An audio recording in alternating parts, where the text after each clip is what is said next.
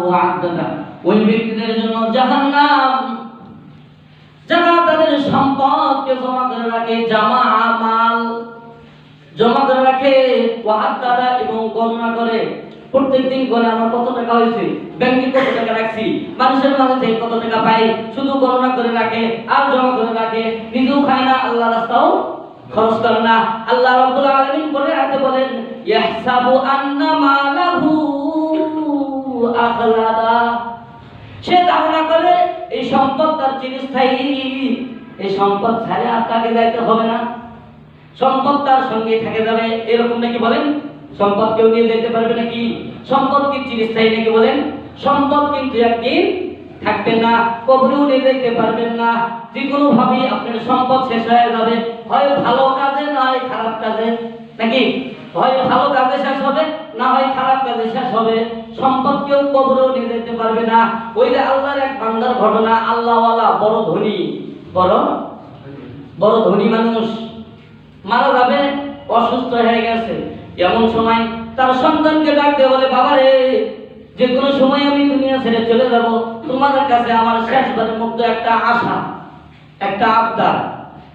সন্তান ডাক দিয়ে বলে আপু বলেন আপনার কি আবদার, আমি পূর্ণ করার চেষ্টা করব।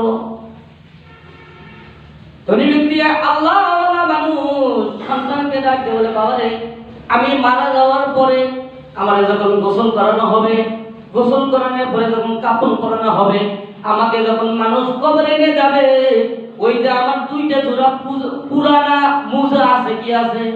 পুরানা দুই জোড়া মোজা আছে, ওই দুইটা মোজা আমার দুই পায়ে পরায় দিবা। কঠিন কাজ না সহজ কাজ? আপনারা কোন কঠিন কাজ না সহজ কাজ? কঠিন।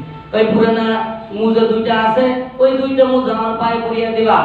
সন্তান ডাকতে হলে আপু এটা তো বড় কোনো আবদার নয়, এটা কোনো ব্যাপার নয়, আমি আপনাকে পড়িয়ে দেব, চেষ্টা করব, আপনার আশা আমি পূরণ করব। এবার পিতা যখন সন্তানকে ওসিয়ত করলেন, 2 দিন 3 দিন যাওয়ার পরে পিতা মারা গেল। ধনী মানুষ খবর পায়া হাজার হাজার মানুষ ছুটে আসতেছে ধনী মানুষকে দেখার জন্য।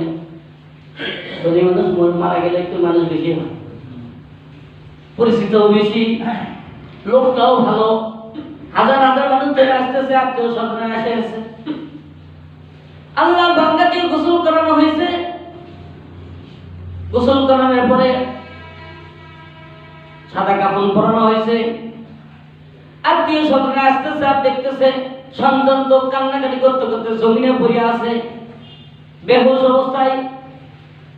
হঠাৎ করে হুশ হয়েছে, হুশ হওয়ার পরে বাবার কথা মনে হয়েছে, আমার বাবা তো বলেছে শেষবারের মতো 2টা মোজা পরাইতে। এবার ওখান থেকে উঠিয়ে দৌড় দিয়েছে ঘরে, বাবার পুরানা 2টা মোজা দেওয়ার জন্য। ঘরে যাওয়ার পরে পুরানা 2টা মোজা নিয়ে সে যখন বাবা আর 2 পায়ে পরাই দেবে, এমন সময় সকলেই তাকে বাধা দেয়। কি দেয়? আত্মীয় স্বজনেরা সকলেই বাধা দেয়। সন্তান কাঁদে আর বলে ও আত্মীয় স্বজনেরা, তোমরা আমাকে বাধা দিও না, আমার বাবা আমাকে শেষবারের মতো আমাকে ওসিয়ত করে গেছে মৃত্যুর পরে এই 2টা মোজা পরাইতে, আমাকে একটু আমার বাবার ওসিয়তটা পূরণ করতে দাও, আমার বাবাকে শেষবারের মতো 2টা মোজা পরাইতে দাও। গ্রামবাসীরা আত্মীয় স্বজনেরা সকলেই বাধা দেয়, না না দেওয়া যাবে না, কারণ মুসলমান পুরুষ যদি মারা যায় 3টা কাফন ছাড়া আর কোনো কাফন দেওয়া যায় না। কয়টা কাফন বলেন? কোটি কোটি টাকা আছে, শুধু 3টা কাফনের বেশি কাফন দিয়ে যেতে পারবেন না। কয় টাকা দামে 3টা কাপড়? 700 800 1200 টাকার বেশি না। শেষবারের মতো 20 টাকার আতর সুরমা নেবেন, গোলাপ জল নেবেন, কিছু আপনাকে ছিটিয়ে দিলেই তো, আর ওই 700 800 1200 টাকার কাপড় আপনার সঙ্গে দিতেছে আর কি। এতটুকু সম্পদের জন্য সারাটা জীবন নাফরমানি করলাম আমি আপনার আল্লাহর, নাকি এরকম নয়? মৃত্যুর সময় কিছুই নিয়ে যেতে পারতেছে না, সন্তান বারবার চেষ্টা করতেছে আর কান্নাকাটি করতেছে, শেষবারের মতো বাবার ওসিয়তটা পূরণ করবে। আত্মীয় স্বজনরা সকলে খালি বাধা দেয়, কি দেয়?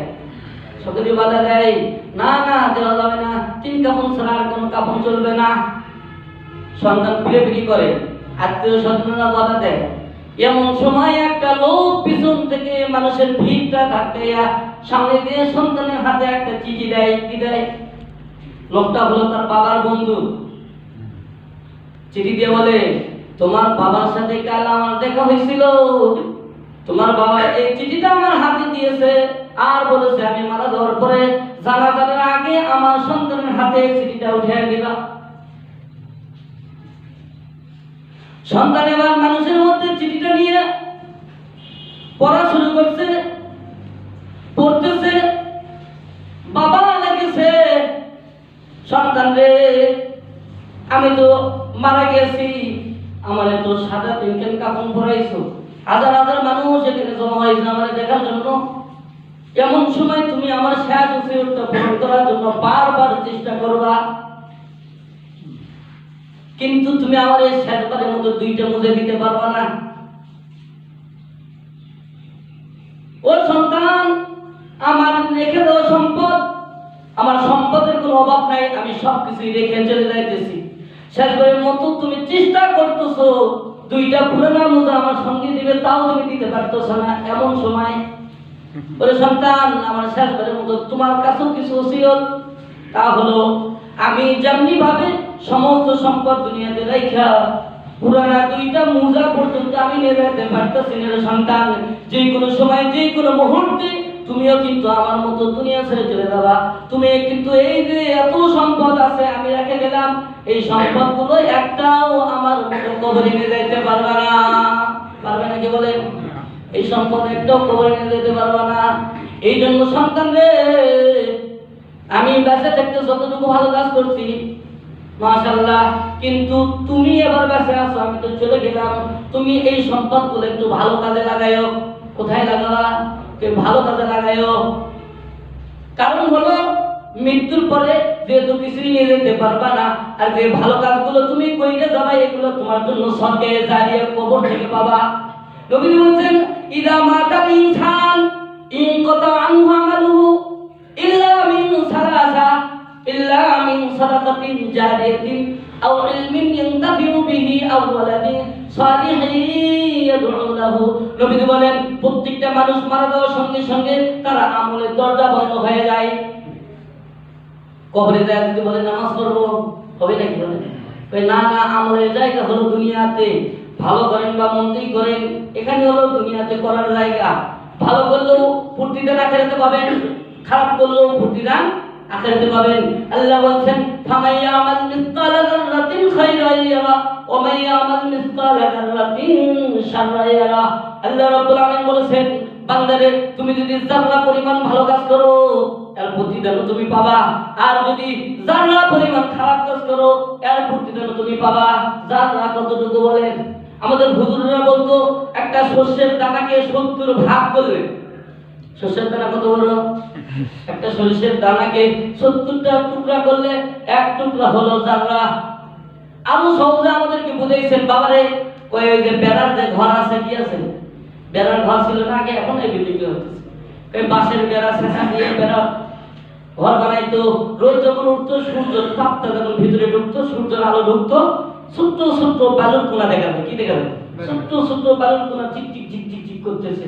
আমাদের ওস্তাদ বলতো, এই যে ছোট্ট ছোট্ট বালুর কোনা ঝিকঝিক ঝিক করতেছে, এরই এক টুকরা হলো জান্নাত। ধরা যায়? সহজ হবে? ধরা যায় না, দেখাও যায় না, সহজ হয়। এতটুকু যদি ভালো কাজ করে তাও জানে। ফামাইয়া আমাল মিসকালা যাররাতিন খায়রান ইয়ারা ওয়া মাইয়া আমাল মিসকালা যাররাতিন শাররান ইয়ারা। কয় সাধারণ খারাপ, সামান্য যদি কেউ খারাপ কাজ করে তার প্রতিদান আল্লাহ পাবে। তো যাই হোক, যতটুকু এই কথাগুলো বলার উদ্দেশ্য হলো, মসজিদের কাজ চলতেছে। কি চলতেছে? মসজিদের কাজ চলতেছে, এখন বন্ধ হয়ে আছে। যে কোনো সময় কাজ শুরু হয়ে যাবে। শুনতে পেলাম আপনারা গতকাল অনেকে নিয়োগ করছেন মোটামুটি